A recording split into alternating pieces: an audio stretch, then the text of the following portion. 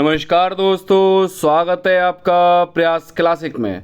उम्मीद है आप स्वस्थ होंगे, मस्त होंगे। आज मैं आपके समक्ष लेके आया हूँ यूपी बीएड थर्ड सेमेस्टर से संबंधित आपका फर्स्ट पेपर, जिसमें मैं बता दूं कि आपका थर्ड सेमेस्टर से संबंधित आपका ये BD 301 कोड वाला आपका पेपर है, जिससे संबंधित मैं बता दूं कि आपके समक्ष में पेपर क्वेश्चन लेके आया हूं अति लघुत्तरीय क्वेश्चन। कैसे? अति लघुत्तरीय क्वेश्चन। ठीक है, अति लघुत्तरीय प्रश्न लेकर आया हूं, जिसमें आपके मॉडल आ चुके हैं। मॉडल में वर्तमान में बता दूं कि आपके अतुल का मॉडल है और यह है आपका राजा महेंद्र प्रताप सिंह विश्वविद्यालय अलीगढ़ से संबद्ध है। तो ये प्रोफेसर माइंड बीएड इस तरीके से आपका मॉडल आएगा। और यह है आपका मॉडल द्वितीय वर्ष अर्थात सेमेस्टर तृतीय से संबंधित है। BD 301 प्रथम प्रश्न पत्र। और इस पाठ का नाम है आपका, या सिंपल कहूँ इस सब्जेक्ट का नाम है ज्ञान एवं पाठ्यक्रम। यानी कि हमारा जो थर्ड सेमेस्टर में आपका फर्स्ट पेपर होगा, उससे संबंधित आपका फर्स्ट पेपर है ज्ञान एवं पाठ्यक्रम। ठीक है, यह सेशन आपका 2025-26 है। और मैं बता दूं, वर्तमान में जो हमारी यूपी बीएड की परीक्षा होंगी थर्ड सेमेस्टर वाली, वह अब आपकी OMR से संबंध नहीं है। यानी कि अब वो आपकी OMR नहीं होगी, वह अब आपका रिटन एग्ज़ाम होगा। रिटन एग्ज़ाम होगा। और रिटन एग्ज़ाम किस प्रकार से कितने क्वेश्चंस आएंगे उसका जो विवरण है वो मैंने आपके इससे प्रीवियस वीडियो में मैंने आपको बता दिया है। उसका लिंक मैंने इस वीडियो के डिस्क्रिप्शन में प्रोवाइड कर दिया गया है। ठीक है, आइए इस वीडियो के समक्ष देखते हैं कि लगभग कितने क्वेश्चन आते हैं और कितने क्वेश्चन आपके आज कराए जाएंगे। लगभग मैं आपको बता दूं अति लघुत्तरीय प्रश्न लेके आया हूं। और ये आपका अतुल का मॉडल है, जैसे मैंने बताया आपका ये बीएड का मॉडल है। और थर्ड सेमेस्टर का आपका प्रथम आपका ज्ञान एवं पाठ्यक्रम से संबंध आपके क्वेश्चन लेकर आया हूँ। देखिएगा फर्स्ट क्वेश्चन क्या कहता है आपका। क्वेश्चन से जाने से पहले हम देखते हैं इसका आपकी यूनिट कितनी यूनिट हैं और किस किस यूनिट में क्या क्या आता है। तो अतुल प्रोफेसर माइंड ही इस तरीके से आएगा आपका फर्स्ट फेज बीएड द्वितीय वर्ष सेमेस्टर। ये नॉलेज एंड करिकुलम अर्थात BD 301 ज्ञान एवं पाठ्यक्रम। इसमें लगभग आपको 4 यूनिट देखने को मिलेंगी। फर्स्ट यूनिट के अंतर्गत आपका आएगा first unit meaning and nature knowledge. ठीक है, जिसमें हमें किसके यानी प्रकृति के बारे में, यानी कि हमें इसमें meaning and nature of knowledge in education के बारे में बताना है। ठीक है, इसी प्रकार सेकंड बताना है आपको difference between information knowledge and belief and of opinion. Next है ways and means of knowing. ठीक है, इस प्रकार से आपका ये बताना है। ठीक है, सेकंड यूनिट क्या कहते हैं आपके कॉन्सेप्ट ऑफ करिकुलम। ठीक है, हमें किसका करिकुलम बताना, कॉन्सेप्ट बताना आपका करिकुलम का। सेकंड यूनिट आपकी है। थर्ड यूनिट क्या कहती है आपकी, देखिएगा organisation climate for transmission of knowledge. ठीक है, इसमें आपके ये आपके टॉपिक हैं थर्ड यूनिट में, इसी से आपके सेकंड यूनिट में है। फोर्थ यूनिट क्या कहती है आपका, देखिएगा role of teacher and principal and construction of knowledge. ये आपकी फोर्थ यूनिट है। यानी कि इसमें 1 से लेकर 4 यूनिट आएंगी और जिसमें आपके प्रश्न OMR नहीं है। OMR प्रश्न नहीं आएंगे। इससे पूर्व आपके 75 क्वेश्चन आया करते थे OMR के करने के लिए। लेकिन वर्तमान में अब आपका बीएड का फर्स्ट सेमेस्टर हो या थर्ड सेमेस्टर, यानी कि सिंपल कहूँ विषम परीक्षा जो आपकी होने वाली हैं, उससे संबंधित अब आपका OMR नहीं होगा, लिखित परीक्षाएं होंगी। ठीक है, आइए आगे देखते हैं। पहला क्वेश्चन देखिएगा, जैसे आपका इसी का नाम है ज्ञान से संबंधित है, तो आपका पहले आपके क्वेश्चन आते हैं लघुत्तरीय प्रश्न। कैसे? लघुत्तरीय प्रश्न कराऊंगा मैं आपको इस वीडियो के समक्ष लघुत्तरीय प्रश्न लेकर आया हूं, जिसके अंतर्गत आपका पहला प्रश्न कहता है ज्ञान को परिभाषित कीजिएगा। ज्ञान को परिभाषित कीजिएगा। तो इसमें लॉक महोदय के अनुसार बताया गया है। लॉक महोदय कहते हैं आपके ज्ञान लोगों की बुद्धि और योग्यता में विद्यमान ज्ञात और स्थित होने का योग है। यानी कि मैं बता दूं, यदि इसमें परिभाषित पूछिए तो आपको परिभाषा के बारे में ही इसमें चिन्हित करना है। अन्य इसमें ज्ञान का अर्थ या अदरवाइज इसके प्रकार या कुछ भी आपको इसमें डिस्क्राइब नहीं करना, एक्सप्लेन नहीं करना। जितना आपको क्वेश्चन में पूछा जाए केवल उतना ही लिखना है, यदि आपका लघुत्तरीय प्रश्न है तो। दीर्घ की बात नहीं कर रहा, मैं कह रहा हूँ लघुत्तरीय में आपका सिंपल इस तरीके से पूछे तो आपका जितना पूछे इतना। और एक फर्स्ट ऑफ ऑल आपको ये देखनी है कि लॉक के अनुसार तो यहाँ आपके कोई लेटर होते हैं, यहाँ आपको कॉमा लगाना है, उसके बाद यहाँ इन्वर्टर कॉमा, फिर ये परिभाषा लिखनी है, उसके बाद परिभाषा खत्म होने के पश्चात ये कॉमा बंद करना है, इन्वर्टर कॉमा। यदि आप इस प्रकार से लिखते हो तो मेरे ख्याल से आपको एग्जाम में नंबर अच्छे ही देगा। नेक्स्ट, सुकरात महोदय क्या कहते हैं? सुकरात के अनुसार, देखो ध्यान लगा हुआ कॉमा, फिर लगा इनवर्टेड कॉमा, ज्ञान एक ऐसी शक्ति है जिसकी सहायता से कोई भी कार्य किया जाना संभव है, फिर इनवर्टेड कॉमा बंद।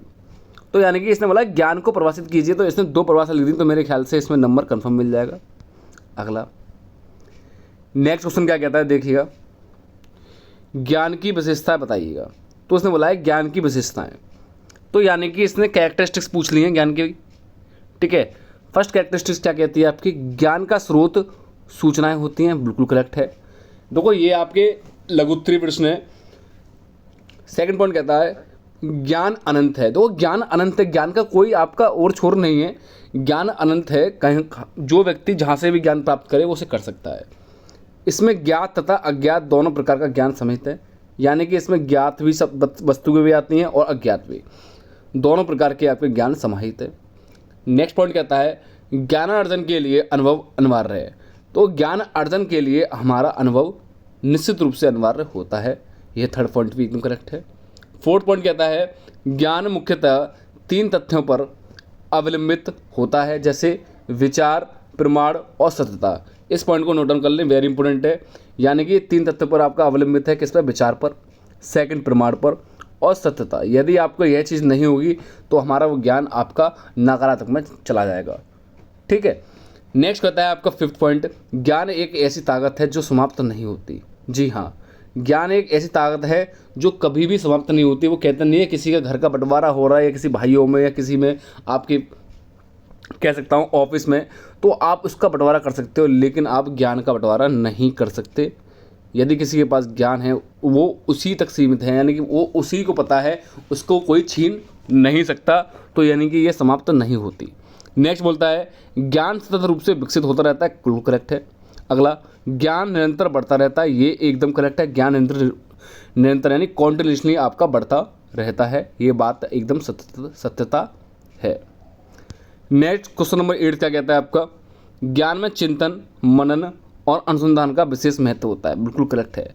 यदि आपका ज्ञान में चिंतन और मनन अनुसंधान का नहीं विशेष महत्व होगा तो आपका वो ज्ञान बेकार है। अर्थात इसमें ज्ञान की विशेषताएं पूछी हैं तो वो इस प्रकार से इसने 8 विशेषताएं इस प्रकार बता दी हैं, तो आपको एक बार और रिपीटेबल करनी है इस विशेषताओं को, तो मेरे ख्याल से आप इसे आसानी से पेपर में कर लोगे। ठीक है, याद नहीं करनी, समझनी है सारी चीज़ें। ठीक है, अगला, अभी देखो उसने पूछा था ज्ञान की परिभाषा, फिर ज्ञान की विशेषताएं, अब पूछ लिया ज्ञान क्या है। आखिर ज्ञान क्या है इसने यह पूछ लिया, तो उसने क्या बताया है ज्ञान क्या है? उत्तर कहता है आपका ज्ञान सूचना का संग्रह है, बिल्कुल करेक्ट है। सूचना को संग्रह यानी कि इसमें सूचनाएं नियत होती हैं इसमें, ठीक है, सूचना का संग्रह है। यह सूचनाएं किसी भी व्यक्ति या वस्तु अथवा परिस्थिति के बारे में हो सकती हैं जो हमें विशेषताओं के बारे में बताती हैं, बिल्कुल करेक्ट है। यानी कि यह किसी के बारे में भी हो सकती हैं, व्यक्ति हो, वस्तु हो, या किसी भी सिचुएशन यानी कि परिस्थिति के बारे में भी हो सकती हैं जो हमें उसकी विशेषता यानी कि उसके बारे में हमें बताती हैं। ज्ञान साधन एवं साध्य दोनों के रूप में पाया जाता है। इस पॉइंट को आप 100% कर लें, ज्ञान क्या है आपका? साध्य और साधन दोनों के रूप में पाया जाता है। ये पॉइंट आपका यूपी टेट के से भी आपका इम्पोर्टेंट है, यूपी टेट से भी संबंध दिखाता है। कौन सा? ज्ञान साधन भी है, क्या है मैंने बताया, ज्ञान आपका साधन भी है और ज्ञान क्या आपका? साध्य भी है। ये चीज़ आप अवश्य ध्यान कर लें। ठीक है, ज्ञान सदैव भविष्य की पीढ़ियों के लिए परिशोधित तथा परिमार्जित होकर हस्तांतरित होता है, बिल्कुल करेक्ट है। यह भावनाओं की समझ पर आधारित सूचनाएं होती हैं। फिर से वही है, देखो आपका इमोशनली अनुभव है। जब हम अपने अनुभवों का सामान्यीकरण कर लेते हैं तो वे एक सिद्धांत के रूप में समाज के लिए उपयोगी बन जाती है, यही आगे चलकर ज्ञान बन जाता है। तो यह आपके ज्ञान की कुछ अर्थ हो गया ज्ञान के बारे में। तो सिंपल कहूँ, ज्ञान क्या है आपका? यानी कि वे सिद्धांत के रूप में, समाज के रूप में उपयोग बन जाती हैं। सिंपल बोलूँ यह अनुभवों की समझ पर आधारित सूचना होती हैं, या यह सूचनाएं किसी भी व्यक्ति या वस्तु या परिस्थिति के बारे में हो सकती हैं, या ज्ञान सूचनाओं का संग्रह है, किसी प्रकार से बोल सकते हो। तो संपूर्ण विश्व में जो भी हम एक दूसरे प्राप्त क्या कर रहे हैं, ज्ञान है। आज भी हम अपना इस वीडियो के माध्यम से आपको ज्ञान ही प्रदान कर रहे हैं और आप ज्ञान ग्रहण कर रहे हो, इसी को हम कहते हैं ज्ञान। ठीक है, इसका कोई भी आपका अनंत कोई छोर नहीं है, ये आपका अनंत है, कोई सीमित नहीं है, ज्ञान आपका असीमित है। ठीक है, ये भी आप बात अपने जहन में उतार लें। अगला पॉइंट क्या कहता है देखिएगा, शिक्षा में ज्ञान की प्रकृति स्पष्ट करें। तो शिक्षा में देखो, अब इसमें क्या इसने पूछ लिया, एजुकेशन में इसने ज्ञान की प्रकृति पूछ ली है। ज्ञान को यदि देखा जाए तो यह जानकारी का संग्रह है। देखो जैसा कि ऊपर बताया, ये क्या है, आपका जानकारी का संग्रह है जो कि किसी परिस्थिति, वस्तु एवं अनुभवों की समझ का विकास करने में व्यक्ति की मदद करता है। देखो सेम आपका ऊपर वाला ही प्रोसेस है, लेकिन इसने थोड़ा उसका लिखने का तरीका आपका स्पष्ट रूप से अलग कर दिया है। ठीक है, नेक्स्ट बोलता है, शिक्षा का स्वरूप चाहे जो भी हो, ज्ञान एक साधन और साध्य दोनों रूप में व्यक्ति की सहायता करता है। देखो है सेम आपका ज्ञान का अर्थ ही शिक्षा में, उसमें आपकी ज्ञान प्रकृति में बता दिया है, सेम आपका वही है। नेक्स्ट कहता है, शिक्षा के कई उद्देश्य होते हैं, उन उद्देश्यों में ज्ञान प्राप्ति एक महत्वपूर्ण उद्देश्य है। सभी व्यक्तियों को जीवन में किसी न किसी अनुभव से गुजरना पड़ता है, बिल्कुल करेक्ट है। नेक्स्ट, जब व्यक्ति इन अनुभवों का सामान्यीकरण कर लेते हैं और एक सिद्धांत और नियम के रूप में इन्हें विकसित कर लेते हैं तो यही ज्ञान बन जाता है। ठीक है, यानी कि अपनी परिस्थितियों को एक सिद्धांत और नियम के रूप में इसे हम विकसित कर सकते हैं, तो यही हमारा एक ज्ञान के रूप में संचालित होता है। नेक्स्ट बोला इसने, ज्ञान का अर्थ जागरूकता भी है। क्या है आपका, जागरूकता भी है।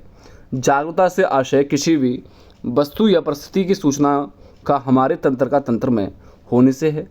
ये सूचनाएं ही हमें जागरूक बनाती हैं। इस अर्थ में यह भी कहा जा सकता है कि जागरूकता ज्ञान है। देखो जागरूकता क्या है, ज्ञान है। जैसे कि यहाँ बोला था, देखो ज्ञान का अर्थ जागरूकता है, तो उसने बोल दिया यह है जागरूकता का ज्ञान है। सेम आपका वही प्रोसेस है। नेक्स्ट बोल रहा है आपका, क्योंकि जब तक कोई भी सूचनाएं हमारे मस्तिष्क में विद्यमान नहीं होती या हम प्रत्यक्षीकरण नहीं कर पाते, यानी कि डायरेक्टली उसे नहीं कर पाते, जो सूचनाएं हमारे मस्तिष्क में प्रेषित हो जाती हैं वे ज्ञान बन जाती हैं। देखो घुमा फिरा के वही बात कह रहा है बार बार, जैसे कि ऊपर बताया गया था। नेक्स्ट बोला इसने, विभिन्न विद्वानों के अनुसार इस प्रकार परिभाषित किया गया है। तो ऊपर ही बताया था, इनके अनुसार बताया गया था, तो इनकी परिभाषा भी इसने बता दिया गया है। लॉक के अनुसार, कॉमा इनवर्टेड कॉमा, ज्ञान लोगों की बुद्धि एवं योग्यता में विद्वान ज्ञान और उपस्थित होने का योग है। ठीक है, और इनवर्टेड कॉमा बंद, इस प्रकार से हमको परिभाषा लिखनी है। सेकंड महोदय कहते हैं आपके आंद्रे मुद्रे के अनुसार, ज्ञान को ज्ञान के रूप में परिभाषित किया जा सकता है कि यह वह चीज़ है जो किसी भी प्रदत्त संदर्भ में सत्य पाया जाता है और यही सत्य किसी क्रिया को कराती है, यदि कोई बाधा उपस्थित ना हो तो। ठीक है, ये आपकी सेकंड परिभाषा। नेक्स्ट कहते हैं नोनाटी व थिकोजी के अनुसार, ज्ञान वह सत्य विश्वास है जिससे किसी की प्रभावी क्रियाओं के लिए क्षमता में वृद्धि करता है। ठीक है, यह भी आपके सही है। नेक्स्ट महोदय कहते हैं आपके कार्ल स्वेवी के अनुसार, कुछ करने या क्रिया करने की क्षमता ज्ञान है। ये आपकी शॉर्ट है, इसे आप याद कर लेना, इंपॉर्टेंट है। ठीक है, नेक्स्ट सुकरात वाले भी इंपॉर्टेंट है, इसे भी आप पूछ लिख लेना। सुकरात के अनुसार ज्ञान एक ऐसी शक्ति है जिसकी सहायता से कोई कार्य किया जाना संभव है। यह भी आपकी इम्पोर्टेंट परिभाषा है। तो इस तरीके से इसने ज्ञान के बारे में ये विवरण दिया है, परिभाषित कर दिया है, उसका अर्थ कर दिया है, ये सारी आपका संपूर्ण इसमें आपका ज्ञान के बारे में बता दिया है। नेक्स्ट क्वेश्चन देखिएगा, प्रश्न नंबर 5 क्या कहता है, ज्ञान के उद्देश्य बताइए। तो इसने बोला है हेडिंग। देखो हमें एक प्रकार से हेडिंग का बहुत प्रयोग करना है, तो इसने हेडिंग डाली है ज्ञान का उद्देश्य। फिर उसके बाद लिखना है ज्ञान के उद्देश्य अधोलिखित प्रकार से हैं।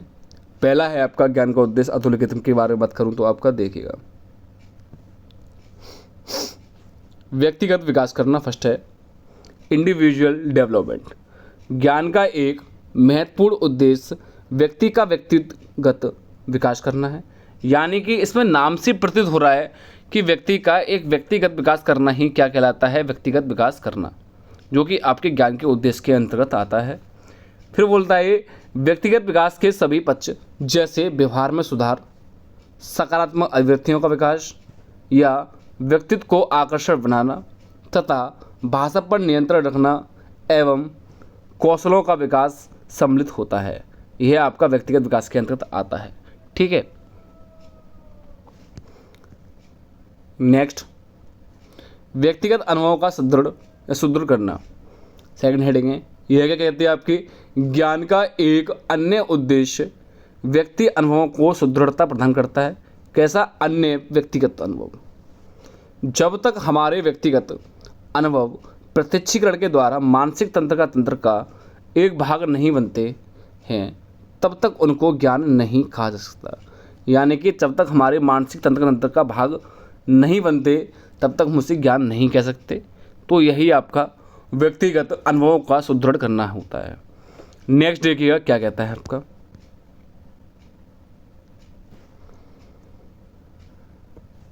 समस्या के समाधान में सहायक, to be helpful in problems solving. ज्ञान का एक उद्देश्य समस्याओं का समाधान करने में सहायक होना भी है। ज्ञान के अभाव में ना तो हम समस्या को पहचान सकते, बिल्कुल बात सही है, इंपॉर्टेंट है पॉइंट, और ना ही उनका समाधान कर सकते। इसमें बोला है यदि हमारे पास ज्ञान नहीं है तो हम किसी भी समस्या को नहीं पहचान सकते। ये एक तरह का सत्यता है। यदि हमारे पास ज्ञान नहीं है तो हम किसी भी समस्या की समाधान नहीं कर सकते। समस्या का समाधान तभी प्राप्त कर सकते हैं जब तक हमारे पास ज्ञान है। ठीक है, उदाहरण के लिए शैक्षिक समस्याओं का समाधान शिक्षा संबंध ज्ञान से ही संभव है। उसी प्रकार सभी क्षेत्रों की समस्याओं का समाधान उस क्षेत्र विशिष्ट के ज्ञान से ही संभव है। बिल्कुल बात सही है। नेक्स्ट पॉइंट क्या कहता है आपका, देखिएगा फोर्थ पॉइंट इसमें आपका क्वेश्चन नंबर 5 में, क्षेत्र एवं नियम का निर्माण, formation of principle and laws. प्रत्येक क्षेत्र की सूचनाओं से ही सिद्धांत तथा नियमों का निर्माण होता है जो सामान्यीकरण की प्रक्रिया के माध्यम से निर्मित होते हैं। इन सिद्धांतों तथा नियमों का निर्माण करना ज्ञान का महत्वपूर्ण कार्य है। बिल्कुल बात सही है। Next question number 5, point number 5, सूचनाओं का व्यवस्थित करना, टू ऑर्गेनाइज ऑफ इंफॉर्मेशन। ज्ञान का एक महत्वपूर्ण कार्य सूचनाओं को व्यवस्थित करके, कैसा, यानी कि अरेंजमेंट, यानी कि उसको एक ऑर्गेनाइजेशन के रूप में करना है, सूचना को एकत्रित करना है एक तरह का अरेंजमेंट में सीक्वेंस वाइज। एक महत्वपूर्ण कार्य सूचना को व्यवस्थित करके एक निश्चित रूप में प्रदान करना है। ठीक है, सूचनाएं यहाँ वहाँ बिखरी पड़ी होती हैं, ज्ञान ही उन्हीं व्यवस्थित क्रम में ग्रहण करता है। यानी कि कोई भी मान लो कोई चीज़ आपकी इधर उधर फैली हुई है, इधर उधर, मान लो कोई फाइल फैली हुई है, कुछ फाइल है, किसी की कोई फाइल है, ठीक है, उस पर जो नाम डले हुए हैं अल्फ़ाबेटिकली डले हुए हैं, यानी कि सिंपल बोलूँ कि इधर उधर फिर हुई है। मान लो किसी का नाम ए से है, किसी का नाम सी से है, किसी का नाम मैं बात करूँ तो एफ से है। ठीक है, इस साइड में डाल दूँ तो ई से है। ठीक है, इधर मैं मान लूँ तो आपका एस से नाम है, इधर आपका पी से है, इधर आर से है, इस तरीके से फैली हुई हैं। तो इसे हम सीक्वेंस से कैसे लगाएंगे? जब तक हमारे पास ज्ञान होगा तो सीक्वेंस लगाएंगे। ज्ञान होगा तो हम इसे अल्फ़ाबेटिकली लगा देंगे। तो सबसे पहले ए आएगा, ठीक है, ए के बाद में बात करूँ फिर ई आएगा, सॉरी सी आएगा, फिर ई आएगा, फिर एफ आएगा, इस प्रकार से है ना, फिर पी, फिर एस। तो इसे हम अल्फ़ाबेटिकली लगा सकते हैं यदि हमारे पास ज्ञान है। तो उसने यही बोला है सूचना को व्यवस्थित करना इसी के अंतर्गत आता है। नेक्स्ट कहता है मानसिक विकास के लिए अवसर उत्पन्न करना। यह कहता है ज्ञान मानसिक विकास हेतु उपयुक्त अवसर प्रदान करता है। बिल्कुल करेक्ट है। यह हमारे मस्तिष्क के समक्ष ऐसी परिस्थितियां उत्पन्न करता है जिससे हमारी बुद्धि की सहायता से मानसिक क्षमताओं का विकास होता है। बिल्कुल करेक्ट है। जैसे अंगणित, तर्कशक्ति एवं प्रश्न और विश्लेषण आदि के कारण हमारी मानसिक क्षमताओं में निरंतर वृद्धि होती रहती है। ठीक है, यह पॉइंट एकदम सही है। नेक्स्ट है फॉर्मेशन ऑफ कॉन्सेप्ट, अर्थात प्रत्ययों का निर्माण। यह कहता है आपका कोई भी प्रत्यय हमारे समक्ष ज्ञान के कारण ही होता है। प्रत्यय यानी कि हमारे माइंड में कोई तरह की छवि सी बन जाए, एक तरह की कह सकते हैं। प्रत्यय ही हमारी समझ का विकास करते हैं। यह प्रत्यय संपूर्ण समाज में अधिगम के उद्देश्य को पूरा करने के लिए रखे जाते हैं। ज्ञान का यह प्रमुख उद्देश्य है कि समस्त महत्वपूर्ण अवलोकनों तथा तथ्यों एवं वस्तुओं से संबंधित प्रतियों का निर्माण करें। ठीक है। पॉइंट नंबर 8 कहता है इतिहास, संस्कृति एवं समाज का विकास। ठीक है। Development of history culture and society. ज्ञान का एक महत्वपूर्ण उद्देश्य इतिहास, संस्कृति तथा समाज का विकास करना है। ठीक है। यानी कि ज्ञान का एक तरह का महत्वपूर्ण उद्देश्य की बात करूं तो क्या है आपका कल्चर, यानी कि हमारी संस्कृति के बारे में जरूर विश्लेषण करना है। इतिहास हमारा क्या है यह भी जानना है, और समाज में किस प्रकार से आपकी घटना या आपका किस तरीके से इसका संचालन हो रहा है, यह समस्त चीज़ें आपकी इसी के अंतर्गत आती हैं, ज्ञान के अंतर्गत। तो उसने बोला है इतिहास आगे बढ़ता है, पर इतिहास को समझने हेतु एक विशेष प्रकार का ज्ञान आवश्यक होता है।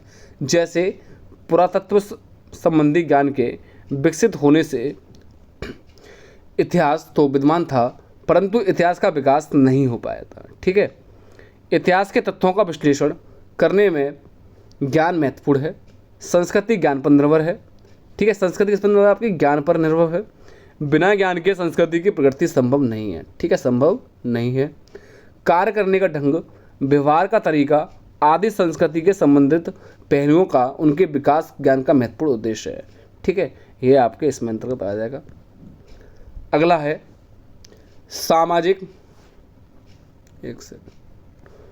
सामाजिक आर्थिक राजनीतिक विश्लेषण, analysis of social economy and political.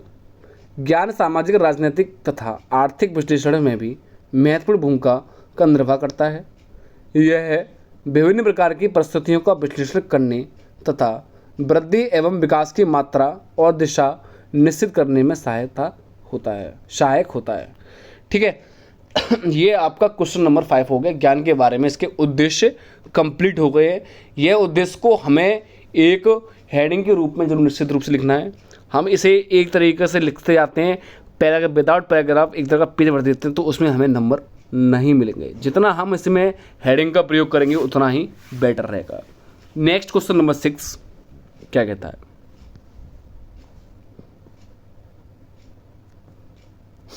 जानकारी से क्या आशय है? तो इसने हेडिंग डाली देखो, जानकारी से आशय। जानकारी से तात्पर्य सूचनाओं से होता है। यानी कि यदि कोई मनुष्य यानी कोई व्यक्ति हमारे किसी के बारे में कुछ सूचनाएं देता है तो वो एक तरह की क्या है? जानकारी है, इन्फॉर्मेशन है। ठीक है। सूचनाएं किसी भी वस्तु के बारे में हो सकती है। ठीक है। यानी कि वो सूचना दे रहा है किसी व्यक्ति के बारे में या किसी वस्तु के बारे में या किसी घटना के बारे में या कोई खुशी की बात या कोई दुखी की बात। तो इस तरीके से वो हमें कुछ भी बात बता रहा है तो वो आपकी एक तरह की सूचना है। और सूचनाएं क्या है? आपकी एक तरह की जानकारी प्रदान करना होता है। तो उसने बोला है सूचना हमें किसी भी व्यक्ति या वस्तु की विशेषताओं के बारे में बताती है। बिल्कुल करेक्ट है, यही बताया मैंने जस्ट अभी ऊपर। सूचनाएं हस्तांतरित भी होती हैं, यानी कि एक जगह से दूसरी जगह भी जाती हैं। बिल्कुल करेक्ट है। और यदि देखा जाए तो ये ज्ञान का आधार बनती है। बिल्कुल करेक्ट है। तो यानी कि ये पॉइंट बहुत मेन है कि अगर देखा जाए तो ये ज्ञान का आधार है। यदि कोई व्यक्ति हमें सूचना देता है किसी परिप्रेक्ष्य के बारे में या आपके किसी व्यक्ति के या किसी वस्तु के बारे में, तो उसको वो हमारा एक तरह का ज्ञान भी बढ़ रहा है। ज्ञान यानी कि उससे हमारा संबंधित हो या ना हो, यानी कि नॉलेज बढ़ रही है कि हाँ ये आपको पता है कि टीवी पे ये चैनल चल रहा है, उस चैनल में आपकी वहाँ ये चीज़ हो गई है, वहाँ ये चीज़ हो गई है, या भी यह शुभारंभ हो रहा है। तो ये हमारा एक तरह का जानकारी के साथ साथ हमें ज्ञान का आधार भी प्रदान हो रहा है। ठीक है। नेक्स्ट क्या कह रहा है इसमें देखिएगा, जब किसी व्यक्ति, वस्तु या परिस्थिति से संबंधित सूचनाएं हमें संकलित करते हैं तो सूचनाएं संग्रहित होकर धीरे धीरे हमारे मस्तिष्क के स्मृति चिन्हों में आकर ग्रहण कर लेती है और यह सूचनाएं ज्ञान का आधार बन जाती हैं। तो वो घुमा फिरा के ये बात वही बोल रहा है। इस दृष्टिकोण से यदि देखा जाए तो सूचनाएं ही ज्ञान का आधार निर्मित करती हैं, और परंतु यदि सूचनाएं मस्तिष्क के स्मृति चिन्हों तक नहीं पहुंच पाती हैं तो वे ज्ञान का आधार नहीं बन पाती हैं।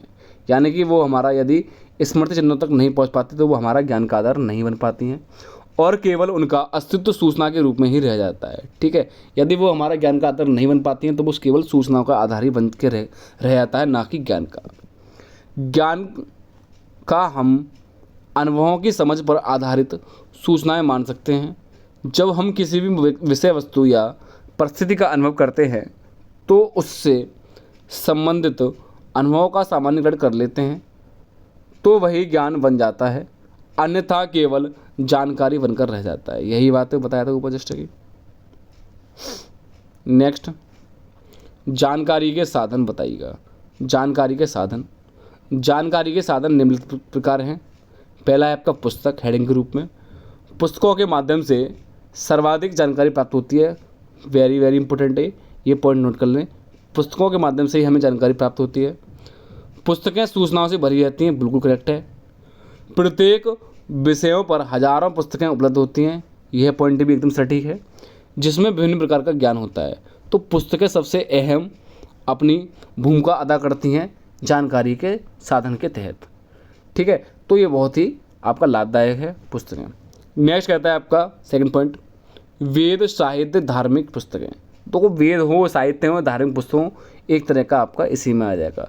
तो इसमें क्या बोलता है, जानकारी के महत्वपूर्ण साधन हमारा परंपरागत साहित्य, वेद, साहित्य और पुराण, उपनिषद, विभिन्न धार्मिक पुस्तकें जैसे रामायण, महाभारत, गीता आदि धार्मिक पुस्तकों पर अपार सूचनाएं भरी हुई हैं।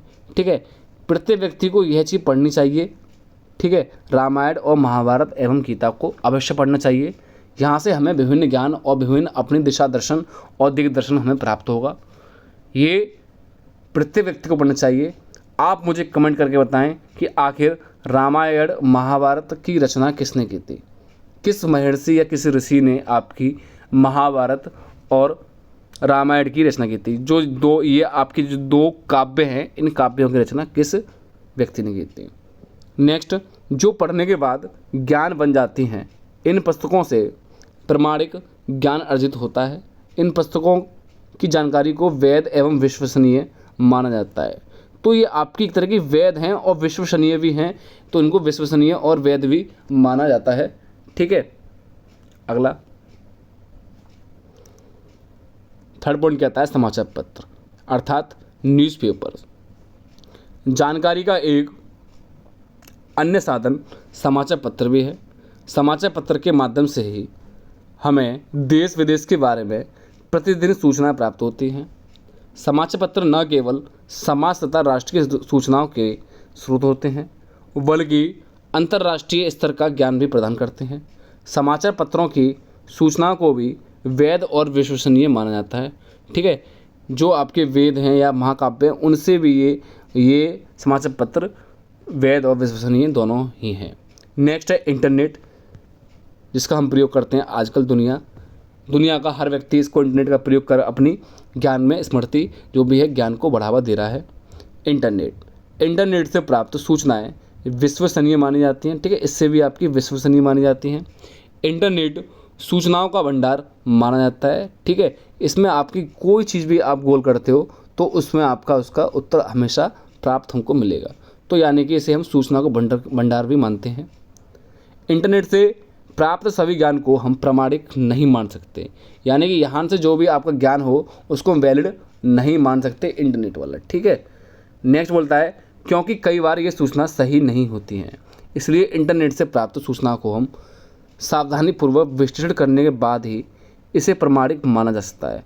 तो यानी कि इंटरनेट से जो भी सूचना मिली है उसको हम वैलिड करने से पहले उसकी जांच कर लें कि आखिर ये सूचना सही है या नहीं। उसी के तदनुसार हम आगे बढ़ें कि ये आपकी सही मानी जाए या नहीं। ठीक है, अगला परंपराएं एवं कथाएं। परंपराएं और कथाओं से भी हमें सूचना प्राप्त होती हैं, परंतु इन सूचनाओं का कोई भी स्पष्ट आधार नहीं होता। इस कारण इसे प्रामाणिक नहीं माना जाता। ये अपने कॉपी में लिख लें कि परंपराएं और कथाएं हमारी ये प्रामाणिक नहीं मानी जाती, बल्कि अंधविश्वास पर आधारित होती हैं। किस पर? बल्कि अंधविश्वास पर आधारित होती हैं। नेक्स्ट, दूरदर्शन अर्थात टीवी की हम कह सकते हैं। दूरदर्शन भी सूचनाएं प्रदान करता है। दूरदर्शन की सूचनाएं अधिक वैध और विश्वसनीय मानी जाती हैं। ये सबसे ज़्यादा मानी जाती हैं आपकी वैध और विश्वसनीय। दूरदर्शन हमारा मनोरंजन भी करता है और साथ ही ज्ञान भी प्रदान करता है। ठीक है, वेरी इंपॉर्टेंट है आपका। नेक्स्ट, इंद्रियां अर्थात सेंस ऑर्गन्स। हमारी 5 इंद्रियां होती हैं, आँख, कान, नाक, त्वचा और जीभ। इन इंद्रियों के माध्यम से ही व्यक्ति सूचनाएं एकत्रित करता है और इन सूचनाओं के आधार पर ही मस्तिष्क ज्ञान का सृजन करता है। लेकिन केवल बच्चे ही नहीं बल्कि बड़े होकर भी हम इंद्रियों पर आधारित ज्ञान प्राप्त करते हैं। यानी कि इस पॉइंट के अंतर्गत हम अपनी इंद्रियों द्वारा सबसे ज़्यादा सीखते हैं, ठीक है। और सबसे ज़्यादा सीखने के पश्चात इसमें ज़रूरी नहीं है कि आपके बच्चे ही सबसे ज़्यादा सीखें, इसमें आपके जो बड़े यानी कि आपके किशोरावस्था में होते हैं या बाल अवस्था से तो ऊपर आपके किशोरावस्था में आ गया या युवावस्था में या प्रौढ़ावस्था में भी बच्चे आपके, इसमें सभी लोग इंद्रिय द्वारा सीखते हैं। नेक्स्ट क्वेश्चन है आपका,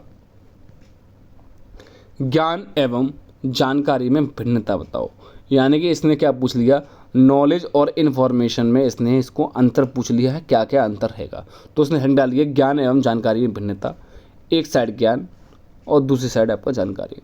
इसने बोला है ज्ञान किसी भी परिस्थिति और प्रक्रिया से संबंध तथ्य और सत्य है। जानकारी कहती है जानकारी परिस्थितियों और वातावरण तथा किसी विषय के संबंध में हो सकती है, ठीक है। यानी किसी पर्टिकुलर एक विषय के संबंध में हो सकती है, लेकिन ये आपकी क्या है, तथ्य और सत्य है। नेक्स्ट इसने बोला है ज्ञान हस्तांतरित नहीं होता। इसमें मतलब जानकारी हस्तांतरित होती है, तो ये आपका ये इसमें नहीं होती है, इसमें आपको होता है। अगला पॉइंट, ज्ञान अनुभवों की समझ पर आधारित सूचना है। इसमें बोला है जब अनुभवों का हमारा सामान्यीकरण कर लेते हैं और यह सिद्धांत के रूप में विकसित कर लेते हैं तो यह ज्ञान बन जाता है, ठीक है। ये चीज़ भी देखें। नेक्स्ट फोर्थ पॉइंट, ज्ञान संपूर्ण समाज के लिए उपयोगी साबित होता है। इसने बोला है जानकारी उपयोगी और अनुपयोगी दोनों ही हो सकती हैं। यानी कि इसने बोला ये उपयोगी ही होता है ज्ञान, लेकिन यह आपका उपयोगी भी होगी और अनुपयोगी भी, दोनों ही कार्यरत रहता है। अगला point question number 5, point number 5, ज्ञान वह सूचना है जो मस्तिष्क में प्रेषित हो जाती है, लेकिन सूचनाओं का मस्तिष्क में प्रेषित होना जरूरी नहीं होता। यानी कि आपका जो ज्ञान है वो मस्तिष्क में प्रेषित होता है, लेकिन आपका सूचना का प्रेषित होता नहीं है। Next question number 6, point number 6, शिक्षा का एक महत्वपूर्ण उद्देश्य ज्ञान प्राप्त करना होता है, लेकिन इसने बोला है सूचना का कोई उद्देश्य नहीं होता, ठीक है। अगला लास्ट, ज्ञान शिक्षा का स्थान ले लेता है। इसने बोला है सूचनाएं अनुभवों से प्रत्यक्षीकरण के बाद ही शिक्षा का स्थान ले सकती हैं, ठीक है। यह आपके दोनों में कुछ अंतर हुए हैं, ये अंतर आप विशेषकर अपनी कॉपी पर नोट डाउन कर लें। यह क्वेश्चन सारे पूछे गए हैं और पूछे जाएंगे, क्योंकि वर्तमान में अब हमें पता है कि अब हमारा एग्ज़ाम किस प्रकार से होगा। अब हमारा जो एग्ज़ाम होगा बीएड का वो किस तरीके से होगा, वो आपका रिटन एग्ज़ाम हमको देखने का मिलेगा, रिटन एग्ज़ाम, ठीक है। अब रिटन एग्ज़ाम है ना कि OMR। तो इसलिए हम जितना अपना हेडिंग का प्रयोग करें और जितना आपका सुंदर लेख में लिखें या आपकी जानकारी प्रदान करें सभी के बारे में, उतना ही बेटर रहेगा। तो इसलिए प्रैक्टिस करना अब बहुत ज़रूरी है, हमें ये चीज़ देखनी ही पड़ेगी। अगला, ज्ञान एवं समानताएं, ज्ञान एवं सूचना में समानता बताइएगा। हैंग डालिए ज्ञान एवं सूचना में समानताएं। अभी क्या था अंतर, अब क्या है इसमें समानताएं। तो उसने बोला है ज्ञान और सूचनाएं दोनों प्रमुख समानताएं इस प्रकार है। किस प्रकार है देखिएगा। ज्ञान का स्वरूप व्यवस्थित नहीं होता, बल्कि अनुभवों एवं प्रत्यक्षीकरण का पर आधारित होता है। तो ज्ञान भी सूचनाएं हैं, ठीक है। ये आपकी इसमें क्या है, आपका समानताएं पाई जाती है। नेक्स्ट कह रहा है क्वेश्चन पॉइंट नंबर 2, सूचनाएं किसी भी वस्तु के बारे में हो सकती हैं जो उस वस्तु की विशेषताओं के बारे में बताती है, जबकि ज्ञान भी अनुभव पर आधारित सूचनाएं हैं। पॉइंट नंबर 3, ज्ञान का अर्थ जागरूकता भी है। जागरूकता का अर्थ किसी भी वस्तु या परिस्थिति की सूचना हमारे मस्तिष्क में होने से है, और यह मानसिक विद्यमान सूचनाएं या तथ्य हमें जागरूक बनाते हैं। यह जागरूकता ज्ञान है, क्योंकि जब तक कोई तथ्य हमारे मस्तिष्क में विद्यमान नहीं होता है वह केवल सूचनाएं होती हैं। पर वही सूचना वही सूचना जब हमारे मस्तिष्क में प्रेषित हो जाती हैं तो वो हमारा क्या है, ज्ञान बन जाती हैं। यह पॉइंट जरूर देख लें, वह ज्ञान बन जाती हैं। पॉइंट नंबर 4, ज्ञान संपूर्ण समाज के लिए उपयोगी है। बिल्कुल बात ठीक है। सूचनाएं भी उपयोगी हैं, जैसे महान वैज्ञानिक न्यूटन, आइंस्टीन, आर्किमिडीज आदि ने जो अनुभव किया उसके तथ्यों को सिद्धांत के रूप में विकसित कर दिया गया है और आज विज्ञान के आधारभूत ज्ञान के रूप में विद्वान है। ठीक है, यानी कि यह सभी समाज के लिए उपयोगी होती हैं, ज्ञान और जानकारी। नेक्स्ट, ज्ञान और सूचना दोनों का संबंध शिक्षा से है। ये पॉइंट वेरी वेरी इंपॉर्टेंट है, यानी ज्ञान और सूचना का दोनों का संबंध किससे? शिक्षा से संबंध होता है। हमारा बहुत सा ज्ञान केवल सूचना से होता है और बहुत सी सूचनाएं सिद्धांत का रूप लेकर ज्ञान बन जाती है। ज्ञान प्राप्त करके किसी प्रत्यय की समझ विकसित की जाती है। ठीक है, अगला पॉइंट नंबर 6, ज्ञान साधन एवं साध्य दोनों रूप में प्रयोग किया जाता है। वेरी वेरी इंपॉर्टेंट पॉइंट ये वाला, ज्ञान साधन और साध्य दोनों के रूप में प्रयोग किया जाता है। सूचनाएं भी अनुभव से गुजरने के बाद ज्ञान बन जाती हैं, यानी कि सूचनाएं भी आपके धीरे धीरे सूचना प्राप्त होती जाती हैं, तो वो बाद में आपका एक्सपीरियंस के बाद आपका वो नॉलेज ही बन जाती हैं। पॉइंट नंबर 7 कहता है, ज्ञान बनने के पूर्व सूचना का होना आवश्यक होता है। ज्ञान को सभी प्रकार की शिक्षा का प्रमुख आधार माना जाता है। ज्ञान एवं सूचना दोनों ही शिक्षा के लिए आवश्यक मानी जाती हैं। लास्ट पॉइंट है, सूचनाएं बहुत सी होती हैं, ज्ञान का भी असीम भंडार होता है। तो इसको तो आप नोट कर लें। ठीक है, लास्ट क्वेश्चन है आपका इस वीडियो का, हालांकि और भी होते हैं। देखिएगा क्वेश्चन नंबर 10, ज्ञान के भारतीय दृष्टिकोण क्या है? हेडिंग है ज्ञान के भारतीय दृष्टिकोण। फर्स्ट उसमें भी हेडिंग है, उप हेडिंग शंकराचार्य एवं ज्ञान। शंकराचार्य ने 2 प्रकार के ज्ञान बताए हैं। पहला है अपरा ज्ञान। अपरा ज्ञान को हम अनुभवों के माध्यम से प्राप्त कर सकते हैं। तो अपरा ज्ञान क्या है? किसी के पास एक्सपीरियंस है, यानी कि अनुभव है, उसी के द्वारा ही हम उसको ज्ञान को प्राप्त करते हैं, तो उस ज्ञान को हम अपरा ज्ञान से संबोधित करते हैं। विशेषकर जब हम अपने भौतिक वातावरण के साथ अंतःक्रिया करते हुए सांसारिक ज्ञान प्राप्त करते हैं, तो वह ज्ञान अपरा ज्ञान कहलाता है। ठीक है, यानी कि हम अपने भौतिक वातावरण के साथ संवाद यानी कि अंतःक्रिया करते हुए सांसारिक ज्ञान में प्राप्त करते हैं, वही हमारा अपरा ज्ञान कहलाता है। इस प्रकार का ज्ञान व्यवहारिक ज्ञान भी कहा जाता है। इस प्रकार के ज्ञान के अंतर्गत भौतिक वस्तुएं, मानव व्यवहार एवं समाज के साथ अंतःक्रिया से प्राप्त ज्ञान आदि आती हैं। ठीक है, इस प्रकार के ज्ञान से हम अपने व्यवहारिक ज्ञान को उपयोगी बना सकते हैं। ठीक है, तो ये हो गया आपका अपरा ज्ञान। नेक्स्ट है पराज्ञान। इस प्रकार के ज्ञान को शुद्ध एवं आध्यात्मिक ज्ञान की श्रेणी में रखा जाता है। इस प्रकार के ज्ञान की प्राप्ति गुरु, वेद, साहित्य, उपनिषद एवं धार्मिक ग्रंथों के माध्यम से होता है। यह ज्ञान वास्तविक जीवन में आध्यात्मिक उद्देश्यों को प्राप्त करने के काम में आता है। ठीक है, ये वास्तविक उद्देश्यों के उसमें प्राप्त करने के काम में आता है। नेक्स्ट है जैन दर्शन एवं ज्ञान। जैन दर्शन ने 3 प्रकार के ज्ञान बताए हैं। ये पेपर में पूछ लिया जाएगा आपके गुरु आदि शंकराचार्य ने कितने ज्ञान बताए हैं आपके? 2। कौन कौन से? अपरा और परा। और जैन दर्शन ने कितने बताए हैं आपके? 3 बताए हैं। कौन से? मति ज्ञान, श्रुति ज्ञान और लास्ट अवधि ज्ञान। तो पहला है मति ज्ञान। इस प्रकार का ज्ञान मन और इंद्रिय द्वारा प्राप्त होता है। श्रुति ज्ञान कहता है किसी के वचन तथा प्रवचन के आधार पर प्राप्त ज्ञान श्रुति ज्ञान की श्रेणी में आता है। और लास्ट अवधि ज्ञान के अंतर्गत इस प्रकार का ज्ञान प्रारंभिक ज्ञान और मन की दीर्घकालिक अवधि में प्राप्त ज्ञान की अंतःक्रिया के फलस्वरूप प्राप्त होता है। यह अंतर्दृष्टि पर आधारित ज्ञान है। तो ये आपके जैन दर्शन के लगभग 3 ज्ञान हो गए, मति ज्ञान, श्रुति ज्ञान और अवधि ज्ञान। नेक्स्ट है उपनिषद। कमेंट करके बताओ कि उपनिषद कितने होते हैं। कमेंट करके बताओ उपनिषद कितने होते हैं। ठीक है, उपनिषदों ने ज्ञान को प्राप्त करने के 3 पद बताए हैं। तो जैन से भी आगे 3 और इसके भी 3 ही हैं। पहला है श्रवण। यह प्रथम पद है जिसमें सर्वश्रेष्ठ गुरु के मुख से ज्ञान संप्रेषित होता है। जैसे गुरु द्वारा वेदादि ग्रंथों के उच्चारण को ध्यानपूर्वक सुनना, यानी कि गुरु के द्वारा जो हम ग्रंथ को उच्चारण को ध्यानपूर्वक सुनते हैं वह हमारा श्रवण। श्रवण का मतलब होता है सुनना। ठीक है, तो सिंपल कह सकते हैं जिसको हम सुनने का आपका वो होता है वो आपका प्रथम पद है, और वो आपके गुरु के द्वारा वेद आदि ग्रंथों के यानी वेदों के ग्रंथों वेद के जो ग्रंथ हैं उनको हम जो सुनते हैं ध्यानपूर्वक, वो हमारा श्रवण ज्ञान के अंतर्गत आता है। नेक्स्ट है मनन ज्ञान, यह द्वितीय पद है। इस स्तर पर गुरु के मुख से संप्रेषित ज्ञान का श्रवण करना चाहिए, अर्थात गुरु द्वारा दिए गए वेदादि ग्रंथों को ज्ञान को एकांत में बैठकर मनन एवं चिंतन करना चाहिए। यानी कि जिसको मंत्रों को हमने सुने हैं, उस सुनने के बाद हमें एकाग्रता के साथ एकांत में बैठकर उसका अपने मन में मनन करना चाहिए। यह हमारा द्वितीय पद है उपनिषद के अनुसार, जो हमारा मनन के अंतर्गत आता है। ठीक है, लास्ट है आपका, इसमें आपका क्या कहता है लास्ट, निध्यासन, यह तृतीय पद है। इस स्तर में मनन से प्राप्त ज्ञान का अभ्यास करना चाहिए, अर्थात गुरु द्वारा दिए गए ज्ञान को अभ्यास के द्वारा जीवन में उतारना चाहिए।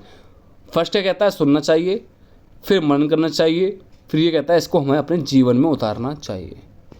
यानी कि ज्ञान के दोनों ही स्तर को समाज में मान्यता प्राप्त है तथा दोनों ही स्तरों से छात्र ज्ञान अर्जित करते हैं। यानी कि इन दोनों से ही हम अपना ज्ञान अर्जित करते हैं और इसे अपने जीवन में उतारते हैं। इस प्रकार से इस वीडियो के समझ से लगभग मैंने आपको 10 लघुत्तरीय प्रश्न लेकर आया हूँ, 10 लघुत्तरीय प्रश्न लेकर आया हूँ। ठीक है, और साथ में अगली वीडियो में, नेक्स्ट वीडियो में ज़रूर लेकर आऊँगा नेक्स्ट क्वेश्चन। इससे मैं बता दूँ लगभग आपके प्रत्येक क्वेश्चन से पूछे हुए क्वेश्चन हैं और ये नेक्स्ट पेपर में आपके 100% पूछे जाएंगे और पूछने जाने के साथ साथ आपके नंबर भी इसमें सही से प्राप्त होंगे। यदि ये आपको वीडियो अच्छी लगी हो तो एक बार आप लाइक अवश्य कर दो, आप लोग लाइक नहीं करते हो। और यदि आप हमारे चैनल से नए जुड़े हुए हो तो एक बार सब्सक्राइब अवश्य कर दो और बेल आइकन दबा दो ताकि आपको नई वीडियो प्राप्त हो जाए, यानी कि वीडियो प्राप्त हो जाए, अधिक से अधिक जानकारी प्राप्त हो। और यदि कोई बीएड, कमेंट करके बताओ कितने लोग बीएड फर्स्ट सेमेस्टर में हैं और कितने लोग थर्ड सेमेस्टर की तैयारी कर रहे हैं। कमेंट करके बताओ कितने लोग बीएड फर्स्ट सेमेस्टर में हैं और कितने लोग बीएड थर्ड सेमेस्टर में हैं। यह हमारा थर्ड सेमेस्टर का है। यदि बीएड फर्स्ट सेमेस्टर के होते हैं तो उसकी क्लास भी हम जल्द लेकर आएंगे। ठीक है, और एक बार ये बीएड वाले बच्चों को आप शेयर अवश्य कर दो। ठीक है, मिलते हैं नेक्स्ट वीडियो में। धन्यवाद। जय हिंद, जय भारत।